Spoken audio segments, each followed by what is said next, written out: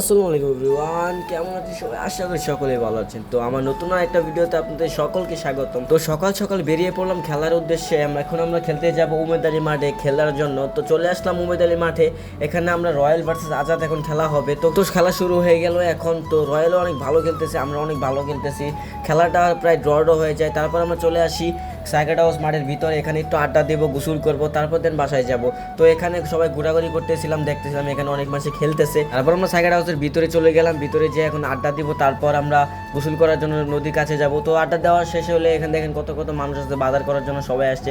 আপনারা দেখছেন আগের ব্লগে আমরা দেখাইছি যে এখানে কত কত মানুষ আসে সকালবেলা। তো এখানে আমরা এখন গোসল করবো, গোসল করে তারপর বাসায় চলে যাব। তো এখানে দেখেন কয়েকজন ঘোরাঘুরি করতেছে, গার্লফ্রেন্ড বয়ফ্রেন্ড ঘোরাঘুরি করতেছে। তো এখানে আমরা গোসল করার জন্য সবাই সামনে আসি। তো নেমে পড়লাম গোসল করার জন্য, তারপর বাসার উদ্দেশ্যে বেরিয়ে যাব। তো চলে যাচ্ছি বাসার উদ্দেশ্যে।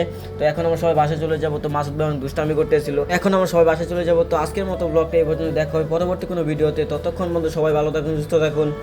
আল্লাহ হাফেজ।